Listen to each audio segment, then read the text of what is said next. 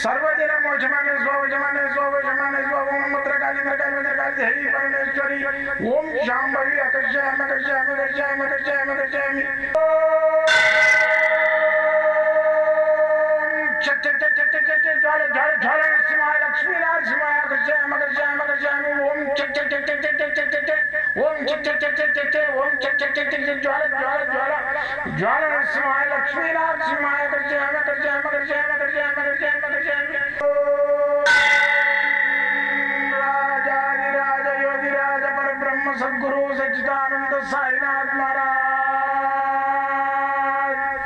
ओम गुरुदेव दत्त दत्त दत्त दत्त दत्त ओम मातृदेवो भव ओम पितृदेवो भव ओम आचार्य देवो भव ओम गुरुदेव दत्त दत्त दत्त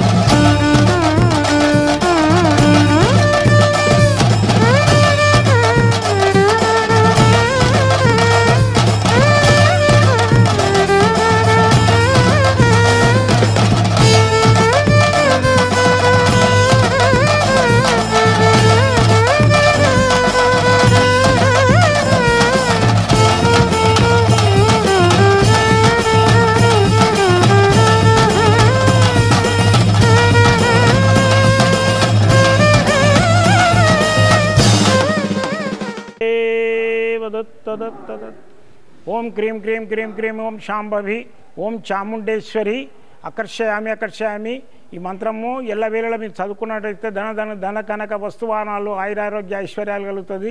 ఈ చిట్కల అనే గ్రామంకి వచ్చినాం మేము. ఈ గ్రామం లోపల అమ్మవారు చాముండేశ్వరి స్వయంభువై నిలిచిన గ్రామం ఇది. ముందు మృతిక అంటే మట్టితోటి చేసిన విగ్రహం ఉండేది ఇక్కడ. ఆ విగ్రహానికి ఆరాధనలు పూజలు సనాతనంగా పూర్వం నుంచి జరుగుతున్నాయి అమ్మవారి అనుగ్రహంతో. అయితే ఒక అతనికి భక్తునికి ఈ అమ్మవారు కలలో వచ్చి నువ్వు ఇక్కడ శిలా రూపంలో శిలా విగ్రహం చేపించి ఒక మందిరం ఏర్పాటు చేయాలని ఆమె కలలో వచ్చిండు. వస్తే అతను ఈ యొక్క భక్తుడు ఇక్కడ అమ్మవారి యొక్క విగ్రహాన్ని ప్రతిష్ఠింపజేసి ఆ యొక్క మందిర నిర్మాణం చేసిండు. ఇక్కడ ఏ కోరికలు కోరుకొని ముడుపు కట్టుకున్న కంపల్సరీ వాళ్ళకు నెరవేరుతున్నాయి. ఈ చిట్కుల గ్రామం అనేది ఇది ఎక్కడుందంటే ఇది చాముండేశ్వరి దేవాలయము. ఈ గ్రామం చిట్కల మంజీరా నదికి పక్కన ఉంది తూర్పున. ఈ నదికి పూర్వము చాముండ గంగా అనే పేరు ఉండే. అయితే ఈ గరుడ గంధర్వుడు అనే అతనితోటి ఆ గంగా నదిని గంధర్వుని సహాయంతో ఇక్కడ ఉన్న రాజు ఆ రోజులల్లా భూలోకానికి ఆ గంగను పంపించిండు. అదే మంజీరా నది. అయితే పూర్వం ఇక్కడ మట్టితో చేసిన ఈ విగ్రహానికి ఏదైతే నేను చెప్పినో చాముండేశ్వరి తర్వాత చాలా కాలానికి అయితే కులాచార్య వంశస్థుడైన వెంకటరమణాచార్యునికి వెంకటరమణయ్యకు కళలో వచ్చే అమ్మవారు ఇక్కడ ప్రతిష్టాపన చేయమండి. ఇప్పుడు చాలా పెద్ద దేవాలయము. ఇక్కడ మనము ఈ చాముండేశ్వరి శక్తిపీఠం, ఇది చాముండి మన మైసూరులో కూడా ఉంది. అయితే ఇక్కడ అమ్మవారు మన దగ్గర లోపల హైదరాబాద్కు మా ఆంధ్రకు మధ్యన ఉన్నది. ఈ అమ్మవారి దేవాలయాన్ని దర్శించుకోండి. ఇక్కడ ఏంటంటే ఇక్కడ ముడుపులు కట్టిన వాళ్ళకి తప్పనిసరిగా నెరవేరుతుంటాయి. ఆమె యొక్క అనుగ్రహం అటువంటి శక్తిపీఠం ఇది. ఈ శక్తిపీఠాలలో ప్రతిరూపాలైన శక్తిపీఠాలు కూడా ఉన్నాయి. అంటే ఈ ఒరిజినల్గా అమ్మవారి ఆభరణాలు పడ్డ శక్తిపీఠం ఏదైతుందో మైసూరులో చాముండి అనే పర్వతం మీద ఉన్నది. అయితే ఆమె అనుగ్రహం, ఆమె కనుచూపు ఇక్కడ ఉన్నది కాబట్టి ఇక్కడ కూడా మొక్కిన వాళ్ళకు 100% పనులు అవుతుంటాయి. మీరు వచ్చి ఈ దేవాలయాన్ని దర్శించుకోండి. అయితే ఇక ఈ గ్రామం ఏదైతే చిట్కలో ఉన్నదో ఇది ఈ గ్రామము ఈ ఊరు మంజీరా నది పక్కకున్నది గ్రామము. గంగరా అనే పేరు గల ఇతనికి పూర్వం భూలోకంలో ఈ గంగను రప్పించిన ప్లేస్ ఇది ఆ గంధర్వుడు. అయితే పూర్వము ఇక్కడ ఈ మట్టితో చేసిన విగ్రహం కదా, ఇప్పుడు శిలా విగ్రహం ఉన్నది. 12 అడుగుల ప్రమాణంతో ఉంటుంది. అమ్మవారు చాలా తెలిబ్రహ్మగానే ఉంటుంది. అయితే ఈ వెంకటరమణ ఆయన దీన్ని ఇక్కడ ప్రతిష్టాపన అమ్మవారిని చేసిండు. ఇప్పుడు గర్భగుడి లోపల తీయకూడదు కాబట్టి మేము బయట కూర్చొని నేను చెప్తున్నా.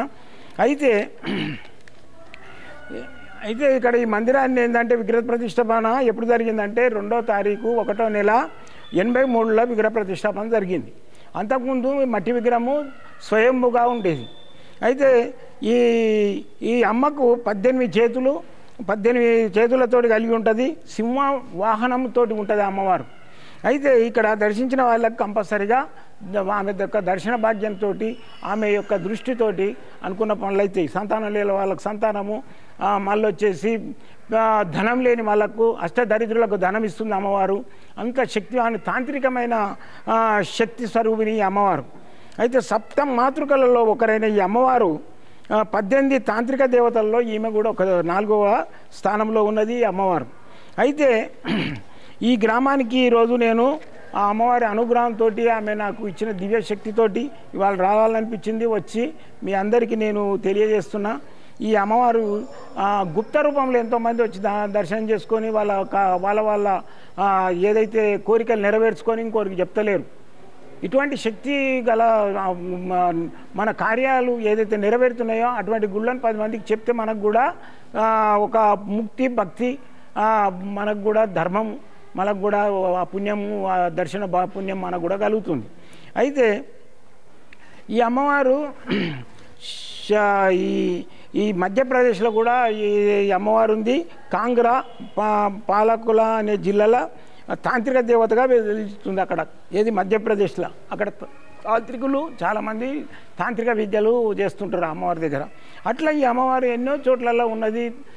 ఒరిజినల్గా ఆభరణాలు పడ్డ ప్లేస్ మాత్రము ఈ చాముండే పర్వతం మీద ఉన్నది మైసూర్లో. అయితే ఈ మైసూరులో ఇప్పటి వరకు ఆమె రాజులతోటి పూజలు అందుకుంటుంది. ఇప్పటికి కూడా రాజుల వంశస్థులు ఉన్నారు.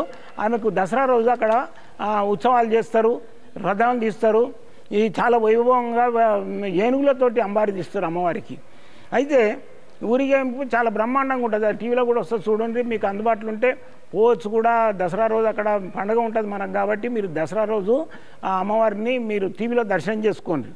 పూర్వం మహిషాసురుడు అనేటోడు ఇక్కడ ఏంటంటే ఆ అమ్మవారికి ఆయన బ్రహ్మకు తపస్సు చేస్తాడు.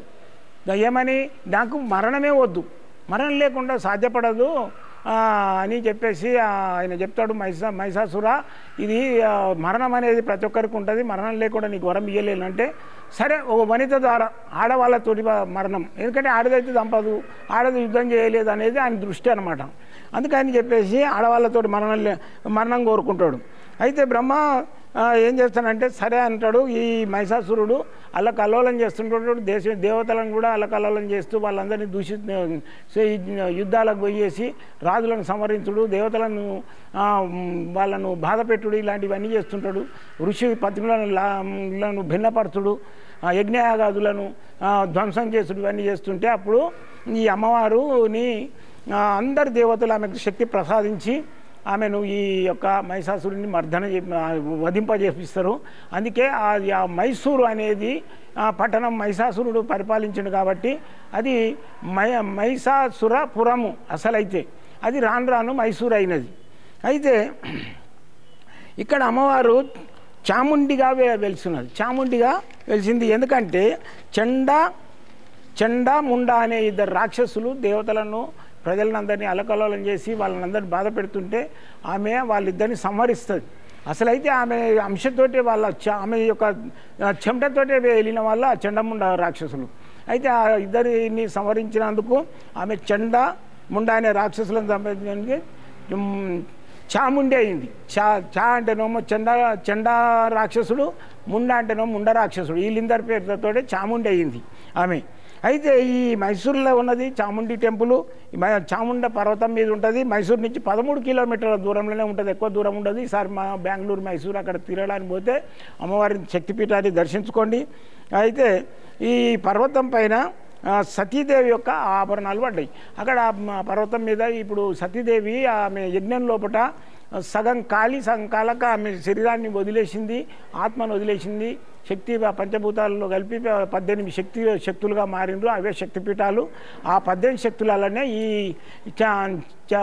ఈ యొక్క చాముండి పర్వతం మీద వెలిసిన అమ్మవారు ఆమె ప్లేస్లో ఎక్కడెక్కడ ఏమైతే పడ్డాయో, దౌడ పడ్డది ఒకటి, పీర్తులు పడ్డది, పీఠాపురము, అట్లా ఒక్కొక్క ప్లేస్లో పడ్డ దగ్గర ఆమె యొక్క శక్తిపీఠాలు ఏర్పడ్డాయి. ఇక్కడ ఏం పడ్డాయి అంటే ఈ చాముండి పర్వతం మీద, మైసూరు చాముండి పర్వతం మీద ఆమె యొక్క ఆభరణాలు పడ్డాయి కాబట్టి అక్కడ ఆభరణాలు ఉన్న ప్లేస్లో అక్కడ కూడా శక్తిపీఠం ఏర్పడ్డది. చాలా శక్తివంతమైంది. నేను కూడా అక్కడ దర్శనం చేసుకున్నా. మీరు అక్కడ బోనోళ్ళు ఇక్కడ రండి. ఈ చిట్కల అనే గ్రామానికి, ఇది నిజామాబాద్ ఏంది జోగిపేట దగ్గర ఉంటుంది, హైదరాబాద్కు జోగిపేట దగ్గర. మీరు నెట్లో కొట్టుకొని కూడా వచ్చి దర్శనం చేసుకోండి. మెదక్ డిస్టిక్ అవుతుంది ఈ జోగిపేట మెదక్ డిస్టిక్ అవుతుంది. ఈ అమ్మవారి దర్శనం చేసుకోండి. ఈ గర్భగుడి ఇదే లోపల తీయనీరు కాబట్టి మేము అంత పరిసర పదార్థాలను చేసినాం. గర్భగుడిలో ఏ విగ్రహాలను మనము షూట్ చేయకూడదు, ఎందుకంటే కాస్మిక్ పవర్ ఉంటుంది అక్కడ, కాబట్టి షూట్ చేయకూడదు. ఈ అమ్మవారిని మేము ఈరోజు ఇక్కడ వచ్చి దర్శనం చెప్పి మీ అందరికీ కూడా దర్శనం చేపిస్తున్నా. రాండి, త్వరలో వచ్చేసి ఇక్కడ అమ్మవారి దగ్గర మీ యొక్క కోరికలు నెరవేర్చుకోండి. అయితే ఇక్కడ ఏంటంటే మీకు అన్ని వసతులు ఉన్నాయి, ఉండడానికి నైట్లో కూడా ఉండడానికి వసతులు ఉన్నాయి. మళ్ళీ 1 నుంచి 2 గంటల వరకు భోజనం ఏర్పాటు ఉన్నది. ఇటువంటి టెంపుల్స్ దర్శనం చేసుకోండి. ఇక మీద నేను మీకు అక్కడ అది ఒకటి ఉన్నది తీసుకురా. మీకు ఈ అమ్మవారి దగ్గర మీకు ఈ కొన్ని క్రియలు కూడా సూచిస్తా, మీరు దర్శనం చేసుకోండి. మీకు కొన్ని విషయాలు కూడా ఇక్కడ కూడా నేను రెమెడీస్ ఇస్తా. అయితే నేను సాయి దత్తానందం మీ యొక్క శ్రేయోభిలాషిని. పరిష్కార మార్గం అనే నా ఛానల్ ద్వారా మీ అందరికీ నేను ఎన్నో పరిష్కారాలు ఇస్తున్నా. ఇక మీద అవుట్డోర్స్ కూడా నేను క్షేత్రాలు చూపించదలుచుకున్నా. నా తుది శ్వాస వరకు ఈ క్షేత్ర దర్శనాలు మీకు కష్టాలకు, లౌకికమైన బాధలకు, ఇంట్లో పెళ్ళిళ్ళు కాకపోవడము, చేతబడులు అనేది, మళ్ళీ వచ్చేసి దయ్యము భూతం అనేది, మళ్ళీ వచ్చేసి డాక్టర్లతోటి అలివి కానీ రోగాలు ఉంటాయి, అవేదో ప్రేతాత్మలని, ఇవన్నీ బాధపడుతున్న వాళ్ళకు నేను సేవ చేస్తా. నేను ప్రతిరోజు పొద్దున ఉదయము 10 గంటల నుంచి 5-6 గంటల వరకు నేను మీకు చూడడానికి ఇస్తా. ఒక్కొక్క మనిషికి 40 నిమిషాలు టైం తీసుకుంటా. మీకు జాతకం చూడాలంటే 40 మాత్రం ఫీజు ఉంటుంది. ఉచితంగా మాట్లాడే వాళ్ళకి ఏముండదు నాతోటి. మీకు ఫోన్లో కూడా నేను పొద్దున్న 7 నుంచి 10 గంటల 9 గంటల వరకు, ఉదయము 7 నుంచి 9 గంటల వరకు, రాత్రి 10 నుంచి 12 గంటల వరకు నేను స్వయంగా మాట్లాడతా. మంగళవారం, సోమవారం హాలిడే ఉంటుంది. ఈ కింద వచ్చే ఫోన్ నెంబర్లకు మీరు ఎప్పుడైనా ఫోన్ చేసుకోవచ్చు. మీకు వేళలా మీకు సేవ చేయడానికి నేను రెడీగా ఉన్నా. మీకు ఇక మీద మీకు ఎక్కడెక్కడైతే కాస్మిక్ పవర్ ఉండి మనకు ఎక్కడైతే కార్యాలు మొక్కులు అవుతున్నాయో అటువంటి ప్లేసులన్నిటిని మీకు దర్శింపజేస్తా. మీరు అందరూ దీనికి ఈ ఛానల్ను మీరందరూ చూసి సబ్స్క్రైబ్ చేయండి, మళ్ళీ మీకు 10 మందికి షేర్ చేయండి. మీరు ఏదైతే లైక్ కొట్టాలనో ఆ లైక్ కొడితే మాకు అదే దక్షిణ. ఎందుకంటే నాకు లక్షల రూపాయలు అవసరం లేదు, నాకు ఒక పేరు ప్రతిష్ట. సత్యం ముందు ప్రతి ఒక్కరికి ఒక పేరు ప్రతిష్ట మిగిలిపోతుంది, డబ్బు మిగిలదు. డబ్బు ఎంబడి రాదు, ఓ మొలతాడు ఉన్నది ఎంపేస్తారు, చేతికో ఉంగరం ఉన్నవి వీకేస్తారు. కాబట్టి నా పేరు ప్రతిష్టకే నేను తల్లాడుతున్నా, మీరందరూ నాకు సహకరిస్తారని నేను కోరుకుంటున్నాను. జై గురుదత్త.